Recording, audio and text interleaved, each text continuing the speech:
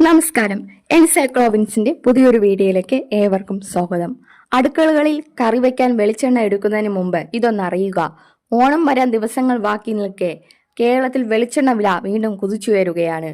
വെറും ദിവസങ്ങൾ കൊണ്ട് സാധാരണക്കാരന്റെ കീശ ചോർത്തുന്ന രീതിയിലാണ് വില മാറിയിരിക്കുന്നത്. ഇന്നത്തെ വീഡിയോയിൽ നമ്മൾ നോക്കുന്നത് വെളിച്ചെണ്ണയ്ക്ക് ഇപ്പോൾ എത്ര വിലയാണ്, എന്തുകൊണ്ടാണ് ഈ പെട്ടെന്നുള്ള വില കയറ്റം. അപ്പോൾ വീഡിയോ മുഴുവനായി കാണുക. ചാനൽ ആദ്യമായാണ് കാണുന്നതെങ്കിൽ എല്ലാവരും അത് സബ്സ്ക്രൈബ് ചെയ്യുക.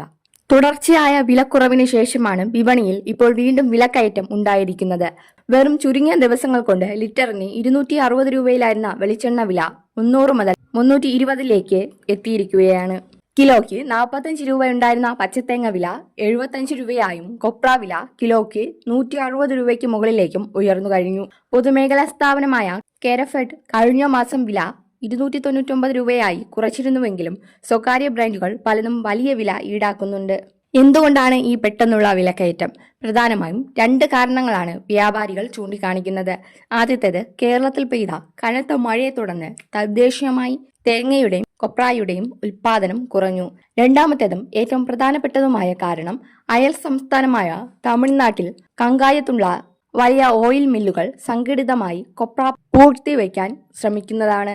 ഓണം സീസൺ മുന്നിൽ കണ്ട് കൃത്രിമ ക്ഷാമം സൃഷ്ടിച്ച് വില കൂട്ടാനുള്ള തമിഴ്നാട്ട് ലോബിയുടെ ഈ നീക്കമാണ് പെട്ടെന്ന് വില വർദ്ധിക്കാൻ ഇടയാക്കിയത്.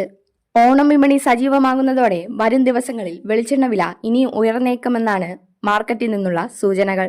സപ്ലൈകോ വഴിയുള്ള സബ്സിഡി വിതരണം ഊർജിതമാക്കിയില്ലെങ്കിൽ സാധാരണക്കാരുടെ ഓണം പൊള്ളും. ഈ വിലക്കയറ്റത്തെക്കുറിച്ചുള്ള നിങ്ങളുടെ അഭിപ്രായങ്ങൾ താഴെ കമന്റ് ചെയ്യുക.